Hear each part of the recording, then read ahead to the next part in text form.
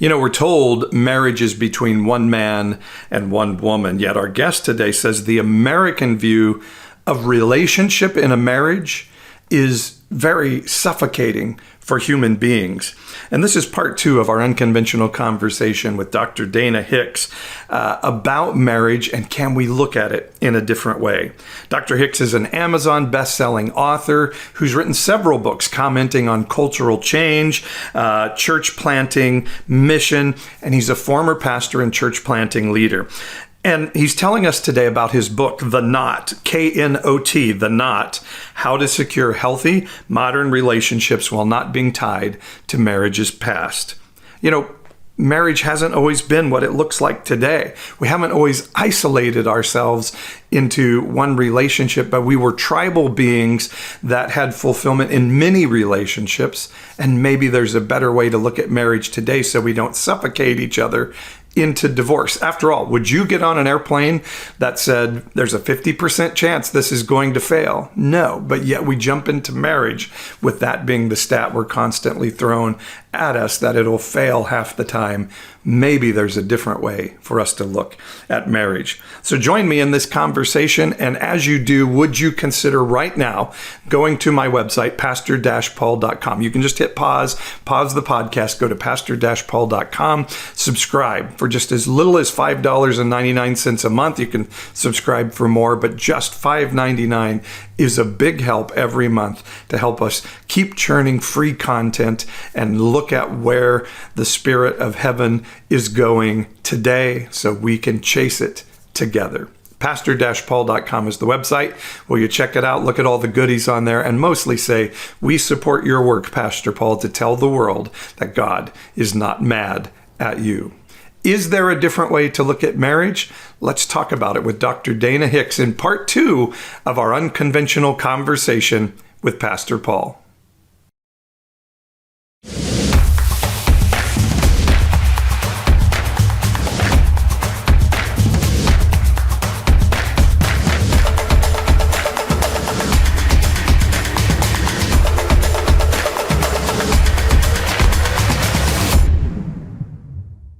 And it's Dana Hicks, the author we're talking with here.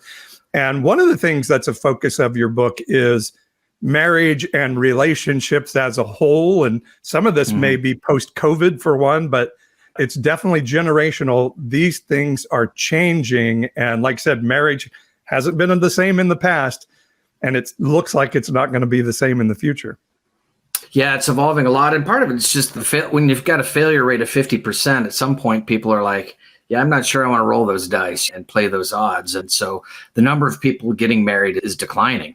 And so that makes it tricky when we talk about divorce rates. So the number of people who are actually getting married is declining. The way they used to calculate divorce rates is they would go to the county records and they'd say, oh, look, they had 10,000 people applied for marriage licenses and 5,000 people filed for divorces. So 50% failure rate is because you don't have a crystal ball to know. And right. When Joe and Ann go down and apply for their marriage license, we don't know if they're going to make it a year, 10 years, 50 years. We have no idea. So that's how they would calculate it. And but then less people started getting married. So that kind of threw your odds off in terms of how you calculate those things when the marriage rates are going down and the divorce rates are staying the same. So it's hard to know those numbers of the divorce rate. But we do know that less people are getting married than used to. That's slowly been in decline. But the divorce rate actually is the number of people filing for divorce is actually starting to go down a little bit. And I think some of that is that people are finding new ways to make their marriage work that would have been deal breakers in the past. And so they're rethinking marriage. They're rethinking what that might look like and staying together in a situation that in the past would have just been a divorce. And isn't that good? There's this concept of family as the building block of culture and all of those things. And so it would seem to me Christians being open to finding ways to help people stay together rather than the bondage of marriage vows and things would be advantageous. People found new ways to stay together rather than the very emotional and expensive divorce path. Yeah, and for children, really, what's good for children is not necessarily to have two married parents, but to have a stable environment. And so if we're really interested in children doing well, our question shouldn't be, hey, how do we keep people from getting divorced? Our question should be, how do we create environments that are stable for them? And that would probably give us better outcomes in terms of families going forward, rather than saying, we want this to be Leave It to Beaver family. Look just like that in the 50s. Seems like that makes a lot of sense. Interesting. You say online relationships are becoming a big thing, obviously. And again, this is maybe partially some post-COVID, but we're always, you can't build a true relationship online through what we're doing here, but you would disagree with that, perhaps. I don't have a dog in that fight, but I just know that it's definitely a pattern that's out there. Paul, you and I, as young as we like to think we are, we're not these digital natives. And these younger folks, God bless them, they just think different than you and I do in terms of the way they understand these relationships. What kind of turned my thinking on it was, I had a pastor colleague who was in his 20s, and we were talking about this, and he had been a youth pastor for quite a while, and we were talking about online relationships, and I was making fun of him. Oh, whatever, you meet somebody online, they're catfishing you or whatever. You don't really know what they're like. It's some 40-year-old guy sitting in the basement with his mom's house or whatever. And he said, listen, you may not think those are real or meaningful, he said, but when I work with teenagers, they are very real and they're very meaningful to them. And they take them very seriously, whether you do or not. And that's changed my thinking on it, to think, if they think it's real, then I should probably at least give some credence to this and recognize that it's not my cup of tea. But that's not to say that for other folks, it's very obviously a different kind of relationship when you're not in person. Paul, you and I have never met in person. We've just had a digital relationship, but I like you anyway. I have business partners that I worked with for 2 years, and back in October, I saw them face to face for the first time ever. It was really odd to see them three-dimensionally and have legs. Yeah. But where this really hit me, and I can remember in the pastoral world, people talking, should we stream our services? Should we not? All these things we're talking about, like how can you to people? And for me, it was the Manti Te'o football player story, if you remember that. He had the fiance that had died, and then we found out like he had never seen this person face to face. And I'm like, and I knew my kids were using Snapchat, and like we don't really call each other ever anymore. We just Snapchat each other and things, and that's when the light really went on for me. Like for this generation, and both my kids are Gen Zers, it is as real as anything else. If you're texting, it is as real a relationship as anything else we've ever done. Yeah. Let me tie that all back to the polyamory discussion, if we could, too, because one of the things I read somewhere that really stuck in my mind, and this isn't in the book, but I was thinking about this, how especially as religious folks really get caught up in the sex discussion, polyamory. But I think that in a broader framework, what some polyamorous folks are trying to do is to say, we can't get all of our needs from one person. It's an unrealistic expectation that we're setting. So how do we create a community around ourselves in which I get emotional support from over here, and I get financial advice over here, and I get friendship over here, and I have an activity partner over here, and we have all these different people that play these different roles in our lives. And I was thinking about that, thinking, I have friends. I'm thinking of one friend in particular I have in Portland who's been a friend since I was a teenager. And we're in contact. We support each other. We love each other. We care for each other. It's not a sexual relationship by any means, but we're committed to each other in some kind of way that is more than just, hey, here's a Christmas card kind of thing. That they're an important part of my life. And even though we haven't set up any kind of formal commitment kind of thing, I think that there's something to that we can learn from.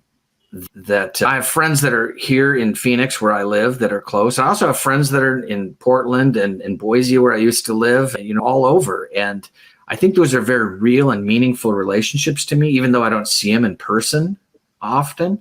And they play a part in my life that I think adds richness and meaning to my life in ways that it might not I might not have in my life. I think for me anyway, that's a healthy way of seeing it, a healthy way of thinking about it, of how all these different people play roles in my life. Yeah. It's there's a million ideas rolling around in my head, and I'm watching people comment here in our live. It's obviously for those of us who are in this space that we're commonly calling deconstruction, in some ways, sort of everything comes on the table. And it seems like heterosexual sexuality may be the last thing, although clearly we know there are extremes that are still anti-LGBTQ plus or queer or any of those things. But yeah, an idea of a polyamorous relationship. And again, we would say, you look at the Matt Chandler thing going on, it doesn't necessarily have to be sexual. It's that whole Mike Pence idea of not meeting with a woman. You can have emotional relationships with people that are very deep. And it feels like this is what we thought was a godly construct that you're telling us is a human construct that we need to learn to be flexible with to help humans function inside of it. Is that a good summary of what I hear you saying? Yeah, I think so. I think what we're discovering is that when we isolate ourselves in one relationship, it can be very dehumanizing and very frustrating. It's really the way in which we've constructed it, I think, is self-destructive.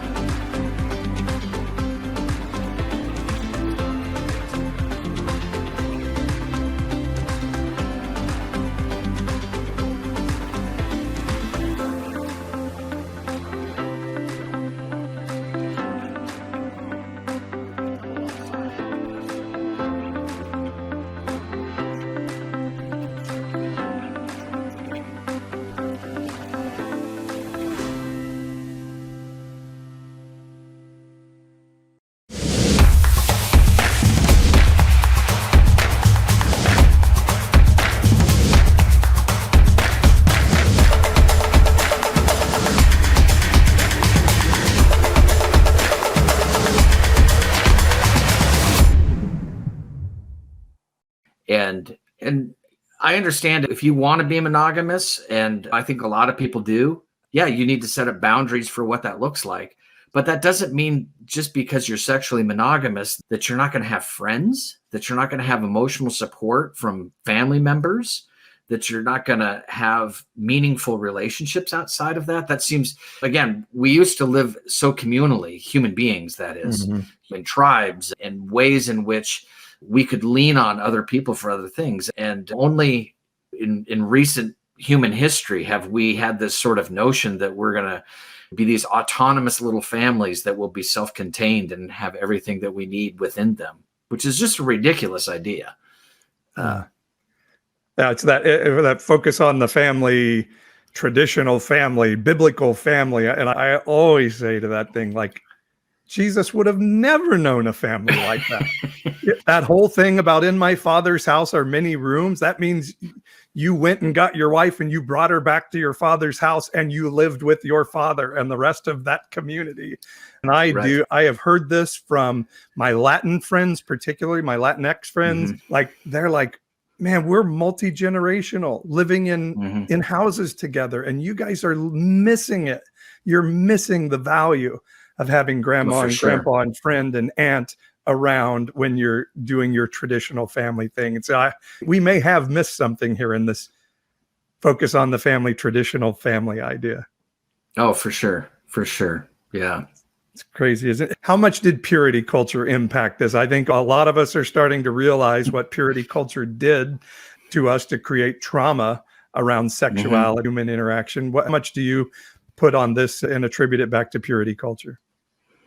Yeah, purity culture, I talk about in the book. I think the biggest sleight of hand that has happened in Christian theology in the last few hundred years is this idea of purity culture, that all of a sudden we shifted what it meant to be a virtuous person. For centuries in Christian history, to be a virtuous person was to say, I cared for the needs of the widows and the orphans and the immigrants in my community and the poor, and I looked out for the marginalized in my community. And that was the indication that you were a virtuous person if you did those sorts of things. And the insidious thing that purity culture did was it shifted what it meant to be a virtuous person to be purely about personal passions. So long as I kept my pants on, I was virtuous, right? And so that really allowed me to be pretty self-righteous about people who couldn't keep their pants on, number one. And number two, it was pretty simple, really. It's a lot easier to keep my pants on than to actually feed the poor, to be really honest. True. And so I think it was insidious. I really do. I think it was diabolical. And so now all of a sudden we've defined what it means to be pure and righteous and holy purely in sexual terms, which again, in the scope of human history and the scope of church history is just bizarre, weird left turn that we took.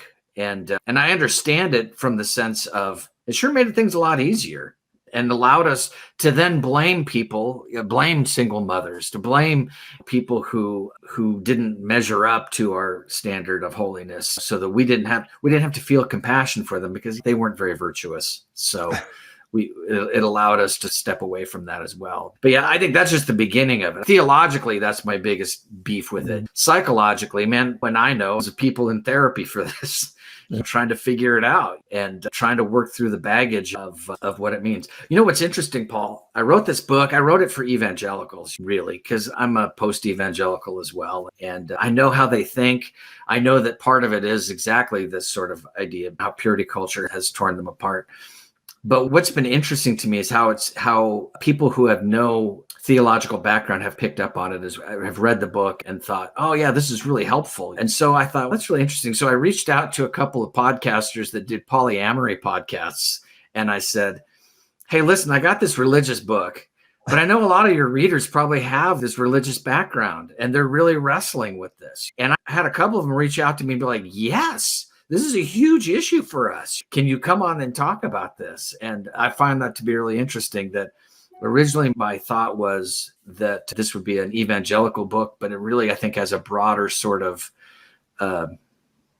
appeal, I think, than just that. I think you're 100% right. And part of that is, I tell people all the time, you could have grown up never going to a church, but you're still in America under the influence of Christianity. It permeates our culture. And I think everybody grows up with some idea that I'm going to marry one person, we're going to stay together. And so offering to release the shame of that from people to look for options. What do you think about bigamy? Do you think we ought to look at bigamy as an option in the United States? Like multiple legal spouses, you mean? Is that what you mean? Yeah. I think that's outside the scope of public policy and it's outside the scope of my book. I'm not sure I want to go down that road. I gotcha. That's how Utah got to be a state, was they finally gave up that. But it works. I tell you what, I'll say this. I find this really interesting. One of the hats I've worn over my years in ministry was I sat on the board of a small NGO that did economic development projects in Africa. And so I've been to Africa half a dozen times or so. And of course, then you get to know people, church leaders and whatnot in Africa. And I'll never forget the first time we encountered people who had multiple spouses, guys that had multiple wives in Africa, which is not uncommon at all. And in fact, most cultures around the world, except for Western cultures, it's not at all uncommon to have polygamous marriages. But what I think surprised me was, of course, as an American, I automatically assumed, oh, this is about sex. This is why they want to have multiple marriages. The reality was, when a woman became a widow in that culture, they didn't have a lot of rights. They didn't have a lot of options. And for a guy to take her in and marry her was a huge act of compassion and mercy to allow them to survive and thrive. And so, again, from our Western lenses, we look at that as, oh, I can't believe this guy's got all these wives and what kind of sex pervert is he? But the reality is he's actually a pretty good dude, that he's done a really good thing for this person, care for her and her children, to take them under her wing. And so to answer your question, again, this is form and function again. The bigger question isn't what's the best form. The bigger question is like, how do we create the most human thriving, create the most loving environments? Right. And sometimes that's going to mean having multiple wives. That's where my question was coming from. Is it wise for the government to limit that as an option? And why do we do that? Now, I understand in Mormonism, this has not played out well a lot of the times, and there's been rape and child marriage and terrible things. Right. But I don't know that it necessarily has to be that way. If we just started taking misogyny and patriarchy out of things and saying, find the best form that works for you, then maybe these things don't happen in the dark like that. Yeah. And we'll always want to have legal parameters around. I mean, you don't want to legalize rape, for example, or non-consent of sex with minors, things like that. Age of consent, I think, is really important. Yeah. When you talk form and function, we're talking about interpersonal relationships. Right. There's no form of a relationship with a minor that would be loving and thriving, that would create a healthy situation. So we can write off that whole form. But I think you're right. I think it's fair to say, but let's look at some other things when we're talking about adults, when we're talking about consenting, when we're talking about these other things that are in place. Maybe we should have a little bit broader understanding of what that could entail. Yeah. And I think all of those are creating grace, a space for grace for people. And I love that you said this has all, morality, purity has all become about now being anti-abortion. And I always laughed, like we're wanting to ban books from libraries, but there's no more sex-filled book in the world than the Bible, with all kinds of outrageous sex that the Bible doesn't necessarily condemn. And what you said, so there is, when I say the command of the Bible, the never-ending command of the Bible is actually seek justice, not just take care of, but seek justice for the poor, the foreigner. The Bible says outcast. I call that marginalized, the LGBTQ, or in our culture, the non-Christian. And then the widow, as you said, that's the person who is prevented from the economic system, from having opportunity that's equal to others. And so I think the widow is one we throw away sometimes that is actually very, very important, that we're supposed to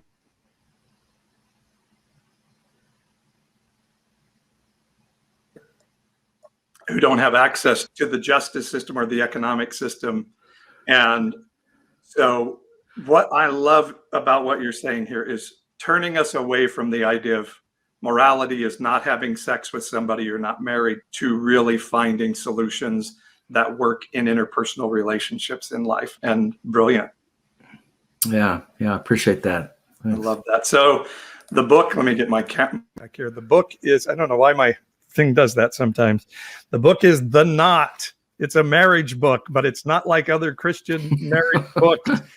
And the subtitle is How to Secure Healthy Modern Relationships While Not Being Tied to Marriage's Past. First, tell us where you can find it, and then who do you recommend the book for? Yeah, it's on Amazon, and the paperback came out. It's on Kindle paperback, and it just came out on Audible today after dealing with all their politics. That was a whole nother story, but we finally got that up on Audible. So it's got an audio version as well. Yeah, like I mentioned before, I wrote this from Evangelical Framework, because that's where I've spent the vast majority of my life, and trying to think about people who think like me, or thought like me, I should say. And what are some of the things that they would be wrestling with? What are some of the things that they'd be struggling with in terms of marriage, and hopefully giving people a sense of freedom in that. That being said, like I say, I think I've handed this out to people with no church background at all, and they've found a lot of help in it, just in terms of communicating expectations and ways that we think about having other people in our lives that that add meaning and richness to our lives outside of our primary partners and what that might look like. So very good. Again, the book is The Knot. Dr. Hicks, you can find on danahicks.blog. So you can see it on the screen online. Yeah, and there's a link. There's a link to the book on the website too. If you go there, you can find the Amazon link as well. And I'm assuming there's some blogs there as well. Yeah, good guess. Good guess. Dana, I think fascinating book. I think timely. Thank you, Paul. And I hope people get a chance to read it and start to think about some different options. So thanks for doing the work, and thanks for coming to tell us about it. Thank you so much for taking the time. I really enjoyed it.